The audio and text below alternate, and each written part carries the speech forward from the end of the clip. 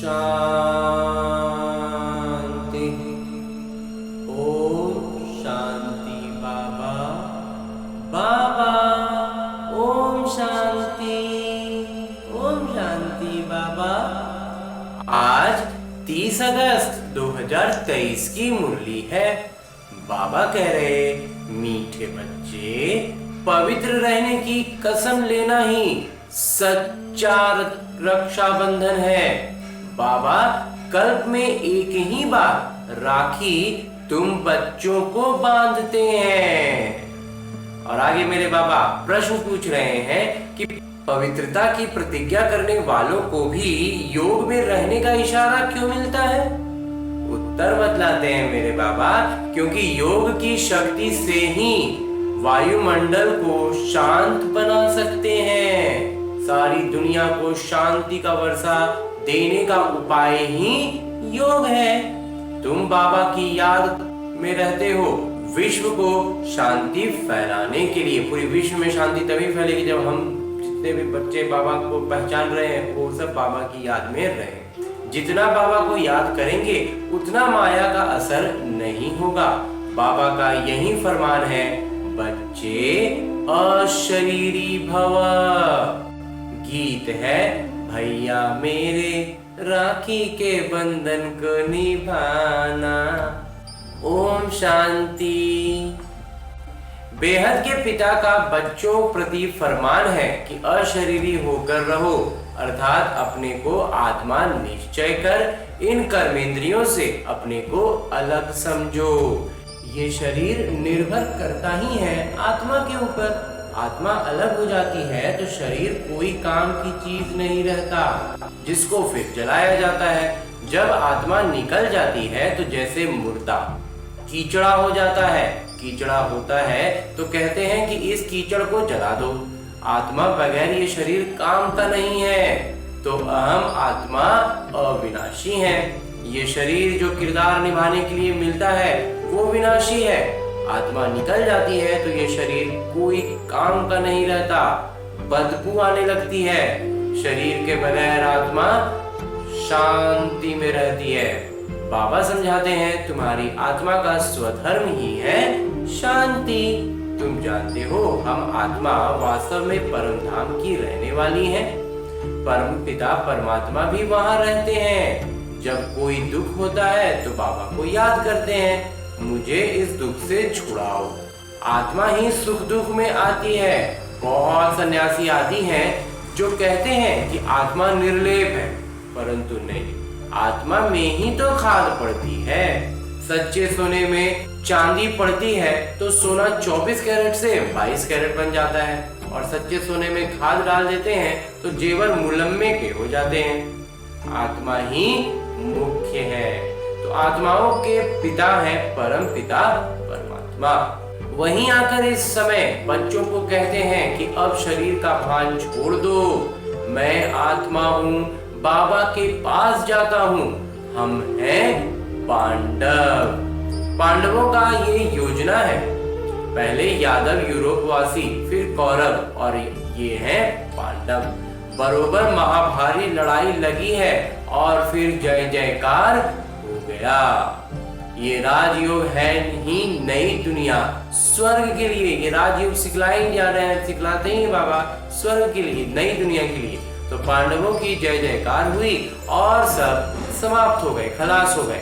जय जयकार होती ही है सतयुग में। राखी का त्योहार भारतवासी मनाते हैं, राखी बांधते हैं। अभी ये बच्चे जानते हैं कि राखी एक ही बार बांधते हैं, जो फिर हम 21 जन्म तक पवित्र रहें। तो जरूर कलयुग अंत में राखी बांधने वाले चाहिए। राखी कौन आकर बांधते हैं? मेरे बाबा। कौन प्रतिज्ञा कराते हैं? मेरे बाबा। तो स्वयं बाबा और जो उनके वंशावली ब्राह्मण है, स्वयं बाबा बांधते हैं या फिर निमित्त में कोई ब्राह्मण बांधते हैं। तो सच्चे सच्चे ब्राह्मण तुम हो। ब्राह्मण ही राखी बांधते हैं। बहन भाई को बांधे ये भी झूठी बनावट है। वास्तव में जो वास्तविक अगर परंपरा भी देखें तो ब्राह्मण ही राखी बांधते थे। ये बाद में बहन भाई में इसको बदल दिया गया। तो बुजुर्ग लोग जानते हैं पहले ब्राह्मण ही आकर धागे की राखी बांधते थे। वो कोई ऐसे नहीं कहते थे कि तुमको पवित्र रहना है। वो राखी तो बांधते थे जो लौकिक ब्राह्मण होते थे कुछ समय पहले तक, लेकिन वो पवित्र रहने की बात नहीं कहते थे। पवित्रता को वो जानते ही नहीं, वो कभी सोचते ही नहीं थे कि पवित्र रहना भी कोई श्रेष्ठ कार्य है। तो ये राखी उत्सव जरूर संगम पर हुआ है। कितना वर्ष हुआ? 5000 वर्ष। संगम पर बाबा ने राखी बांधी, फिर हम सतयुग त्रेता अंत तक पवित्र रहे। फिर भक्ति मार्ग से ये राखी त्योहार शुरू हो गया। कहते हैं कि ये उत्सव परंपरा से मनाते आए हैं। कोई भी त्योहार में यही कहते हैं कि परंपरा से मनाते हैं, परंतु ऐसा तो है नहीं। ये परंपरा कब से चली है किसी को पता नहीं। तो 5000 वर्ष में हम एक ही बार राखी बांधते हैं। जब द्वापर से पतित बनते हैं तो वर्ष वर्ष राखी बांधते हैं, क्योंकि अपवित्र होने लगते हैं ना, तो चूंकि लगातार अपवित्र बन रहे हैं, इसलिए उसकी पवित्रता की स्मृति के लिए त्योहारों को जोड़ते जाते हैं। तो जैसे वर्ष वर्ष रावण को भी जलाते हैं, वैसे वर्ष वर्ष राखी भी बांधते हैं। वास्तव में इनका अर्थ अब तुम समझते हो। हाँ जी बाबा आकर कहते हैं, बच्चे प्रतिज्ञा करो।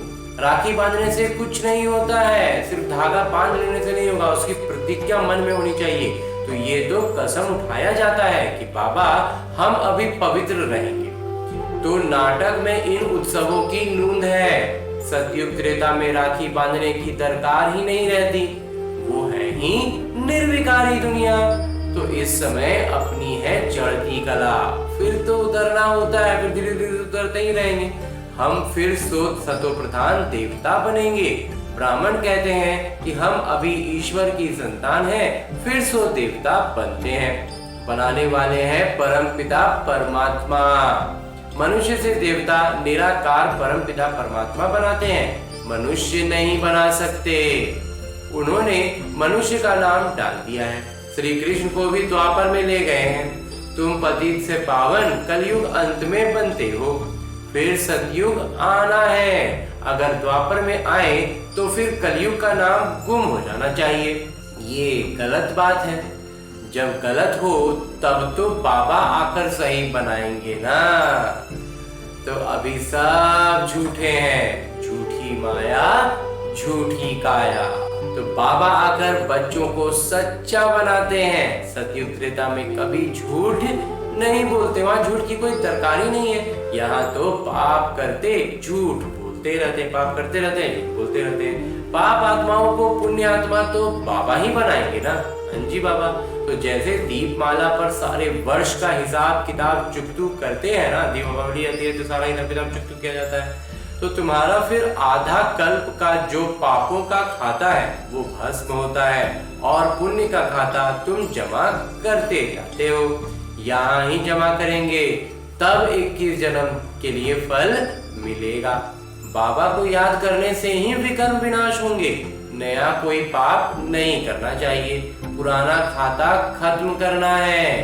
बाबा को बतलाते हैं कि बाबा हमसे ये पाप हुआ, अच्छा आधा माफ। जैसे ही मन में ये भावना आई, उसके प्रति आत्मग्लानि में आए कि नहीं हमसे गलती हो गई है, खुद में पश्चाताप की भावना उभरी, बाबा से कोई भी कारण से कोई भी परिस्थिति में छूट गए थे, तो वो भावना जैसे ही आई ना सामने में कि नहीं हमसे ये गलती हो गया, और उस भावना को जाकर के बाबा के सम्मुख बोलेंगे ना, तो बाबा एक बार में कहते हैं आधा माफ। लेकिन ये अपने अंदर की मासूमियत होनी चाहिए, असल में भीतर में ये ग्लानि, अपने आप में ये एहसास होना चाहिए, पश्चाताप की भावना होनी चाहिए। ऊपर ऊपर में यहाँ फिर बाबा के साथ कुछ नहीं चलेगा, नाटक वाली बात कुछ नहीं। इस जीवन में भी छोटेपन में पाप किया है तो वो बतलाने से आधा दंड कट जाएगा, बाकी आधा के लिए फिर भी मेहनत करनी पड़ेगी। फिर बाकी आधा के लिए तो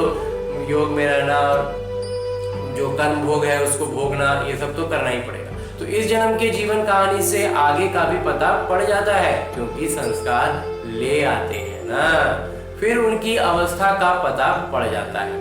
ये तो समझते हैं कि दिन प्रतिदिन नीचे ही गिरते आए हैं, दुनिया तमोप्रधान बनती जाती है, पाप बढ़ते जाते हैं। फिर पतित पावन बाबा आकर राखी बांधते हैं, अर्थात प्रतिज्ञा कराते हैं, तो तुम पवित्र बन जाते हो। परंपरा अर्थात हर 5000 वर्ष बाद ये सच्ची सच्ची राखी बाबा से बंधवाते, फिर उसकी रस्म रिवाज आधा कल तक चलती है। उसका महत्व बहुत है। पहले पहले महत्व है जो राखी बांधते हैं, उनका उत्सव है मुख्य। ऊंचते ऊंच उत्सव है शिव जयंती, जिसका कोई को पता ही नहीं है कि वो कब आए, आकर क्या किया, ये सब कुछ नहीं। तो इब्राहिम, बुद्ध, क्राइस्ट आदि कब आए हैं ये सबको ये सबको ही जानते हैं ना। हाँ जी बाबा। तो उनसे आगे सतयुग त्रेता में क्या था, उनके पहले जो बुद्ध आए, इब्राहिम आए, क्राइस्ट आए, उनके पहले सतयुग था, त्रेता था, वो क्या था, कब था, तो ये इतिहास भूगोल कोई नहीं जानते। देवी देवताओं की राजधानी कैसे स्थापन हुई, कितना समय चली, ये कोई नहीं जानते। मुख से तो कहते हैं कि सतयुग के लक्ष्मी नारायण सर्वगुण संपन्न, 16 कला संपूर्ण निर्विकारी थे।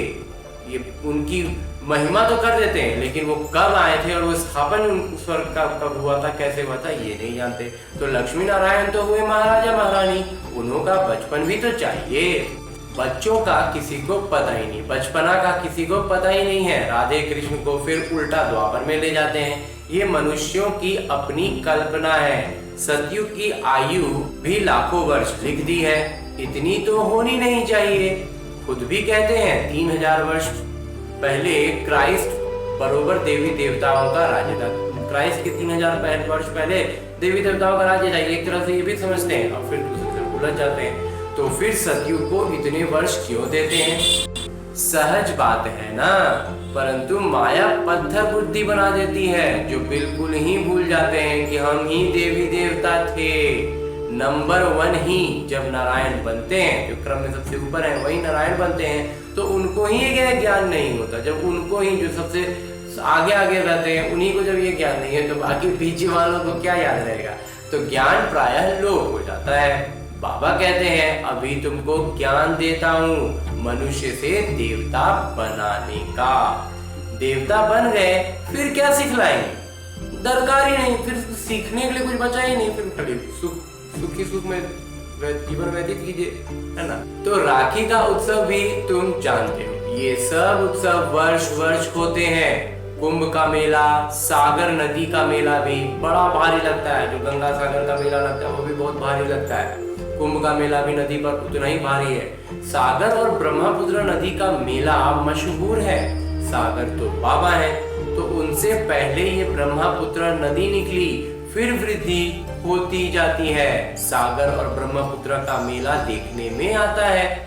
वहां फिर है नदियों का मेला, उसमें भी साफ पानी और मैला पानी दिखाई पड़ता है। वहां भी हर वर्ष मेला लगता है। वर्ष वर्ष जाकर पति से पावन बनने स्नान करते हैं, सोचते हैं तो स्नान करेंगे और पति से पावन बन जाएंगे। अभी तुम संगम युग पर हो, बरोबर इस समय तुम ज्ञान सागर से आकर मिले हो। ये है संगम का सुहावना समय, जब आत्माओं के परमपिता परमात्मा से मिलन होता है। वो समय है जब आत्माओं का, हम आत्माओं का परमपिता परमात्मा से मिलन होता है, वो हमारे सम्मुख आते हैं। तो इससे बड़ा सौभाग्यशाली समय और इससे ज्यादा सौभाग्यशाली हम आत्माएं और कभी और कोई हो नहीं। तुम बच्चे जानते हो जो भी पर्व मनाते हैं वो सब अभी के हैं। हाँ जी बाबा, आज है रक्षाबंधन, बाबा थोड़ी ही राखी भी लाए हैं।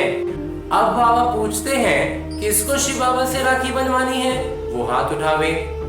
पहले तो 4 ने हाथ उठाया, फिर बाबा ने कहा शिव बाबा से जिनको राखी बनवानी हो वो हाथ उठावे, तो ज्यादातर ने हाथ उठाया। बाबा बोले क्या तुम सब पावन नहीं बने हो जो राखी बनवाते हो? फिर मम्मा से बाबा ने पूछा, तो मम्मा बोली राखी तो बांधी ही हुई है, एक बार जो प्रतिज्ञा कर चुके हैं, फिर हर बार उसको हर साल जो लौकिक दुनिया जीवन में जी रहे हैं, जो उसको रस्म रिवाज की तरह ले रहे हैं, वो ना हर साल उसको बांधेंगे तब उनको स्मृति आएगी। हमें तो बाबा निरंतर याद में है ही हम बाबा की। मम्मा ने जब ये जवाब दिया तो बाबा कहते हैं कि देखो, बाबा ने बच्चों की परीक्षा ली तो सब फेल हो गए। मम्मा ने ठीक कहा, मम्मा ने सही जवाब दिया। तुम तो पवित्र हो ही। बाकी ज्ञान की धारणा पर मदार है, जितना ज्यादा धारणा करेंगे उस पर उसके अनुसार फल मिलेगा। खजाना तो मिलता ही रहेगा। जब तक जीते हो तब तक खजाना इकट्ठा करते रहो। पवित्र तो तुम हो, परंतु याद में रहने से तुम वायुमंडल को शांत बनाते हो, सारी दुनिया को शांति का वर्षा दे रहे हो। पवित्रता की ही प्रतिज्ञा की जाती है। बाबा को याद करते हो शांति फैलाने के लिए। ये भी तुम जानते हो, जितना बाबा को याद करेंगे माया का असर नहीं होगा। जितना बाबा की याद में रहेंगे माया का असर उतना कम होगा। माया के तूफान भी आते हैं ना। हाँ जी बाबा, माया के तूफान रह रह के बीच बीच में आते रहते हैं। तो बाबा तुम बच्चों को पढ़ाकर त्रिकालदर्शी बना रहे हैं। नाटक के आदि मध्य अंत को तुम जानते हो। तुम्हारा ये भूलना भी नाटक में है, इसलिए फिर से मुझे आना पड़ता है तुम बच्चों को राजयोग सिखाने।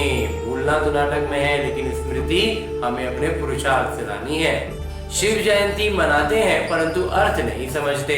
बाबा ने राखी लाई थी क्योंकि एक बच्चा नया आया था, वो ये पान का बीड़ा उठाना होता है।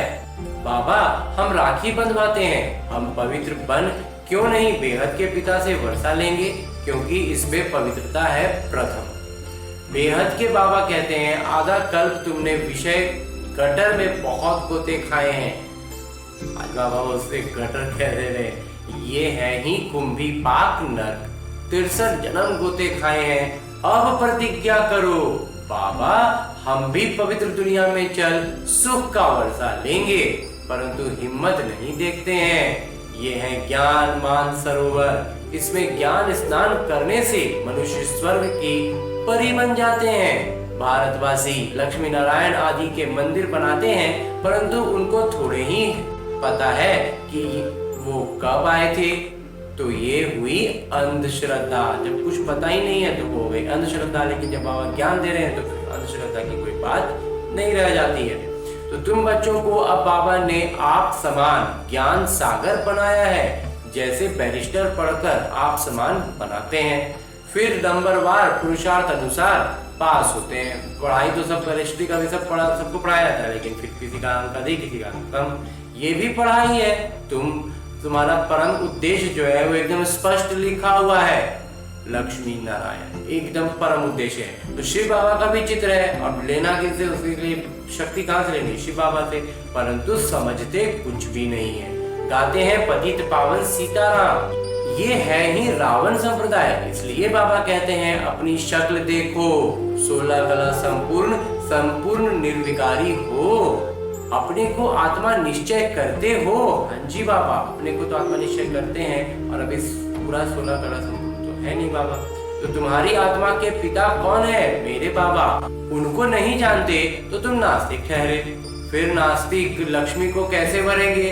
तुम जानते हो बरोबर हम बंदर संप्रदाय के थे, अब हम श्री नारायण को वरने लायक बनते हैं।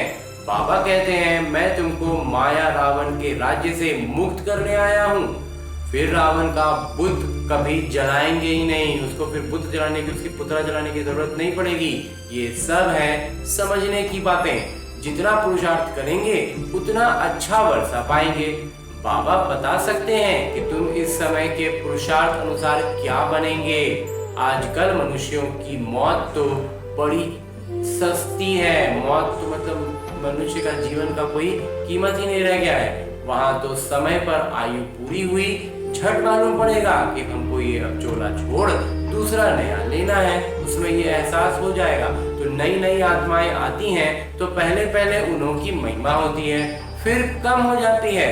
सतो रजो तमो से हर एक को गुजरना पड़ता है।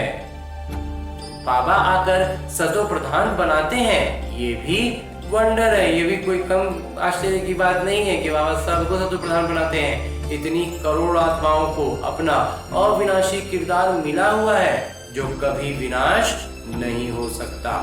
आत्मा इतनी छोटी सी बिंदी है, उनमें सारा अविनाशी किरदार भरा हुआ है। इसको कुदरत कहा जाता है। नया कोई इन बातों को समझ ही ना सके।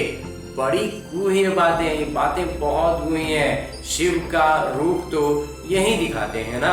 अगर हम इनका रूप बदल दें तो कहें कि इनकी तो दुनिया से न्यारी बातें हैं, नई दुनिया के लिए नई बातें अभी तुम सुनते हो, फिर कल बाद भी तुम आकर ही सुनेंगे, तुम ही आकर सुनेंगे।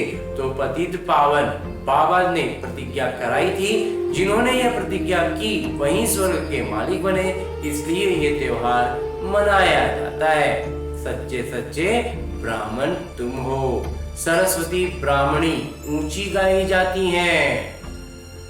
अच्छा, मीठे मीठे सिकिलते बच्चों प्रति माता पिता बाबा का याद प्यार और आशीर्वाद। रूहानी बाबा की रूहानी बच्चों को नमस्ते।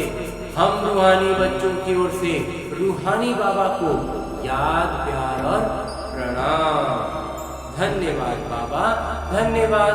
मुरली के लिए भी धन्यवाद और इस अनूठे अलौकिक ब्राह्मण जीवन के लिए भी बहुत बहुत बहुत धन्यवाद बाबा, बहुत धन्यवाद।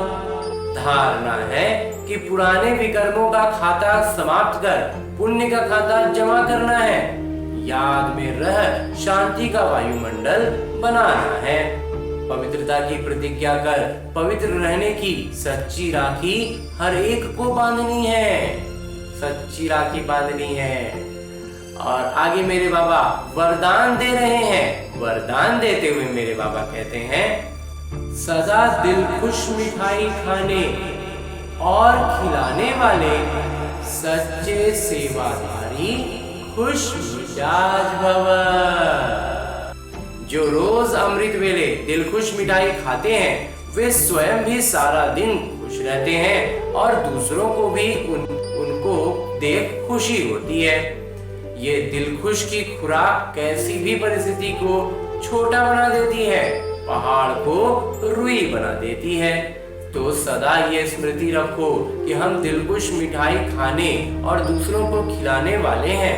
रोने की परिस्थिति में भी मन सदा खुश रहे, तब कहेंगे खुश मिजाज। उनके चेहरे से भी सेवा होती है, उनकी सूरत ज्ञान की सीरत को प्रत्यक्ष करती है। उनका खुश मिजाज जो है ना, वो प्रत्यक्ष होने लगेगा, वो दिखने लगेगा, झलकने लगता है। और अंत में स्लोगन है, मुरली का उपदेश है कि जिसके हर संकल्प से अनेकों को श्रेष्ठ जीवन बनाने की प्रेरणा प्राप्त हो, वही पुण्यात्मा है। और आज की मुरली के बाद मेरे बाबा अव्यक्त इशारे दे रहे हैं कि कई बच्चे कहते हैं कि जब योग में बैठते हैं तो आत्माभिमानी होने के बदले सेवा याद आती है, लेकिन ऐसा नहीं होना चाहिए, क्योंकि अंत समय में अगर अशरीरी बनने के बजाय सेवा का भी संकल्प चला तो एक क्षण का जो परीक्षा होगा ना, उसमें अनुत्तीर्ण हो जाएंगे, फेल हो जाएंगे। उस समय सिवाय बाबा के निराकारी, निर्विकारी, निरहंकारी और कुछ भी याद नहीं। सेवा में फिर भी साकार में आ जाएंगे। इसलिए जिस समय चाहे, जो चाहे वो स्थिति हो, नहीं तो धोखा मिल जाएगा। अच्छा, ओम शांति बाबा, ओम शांति।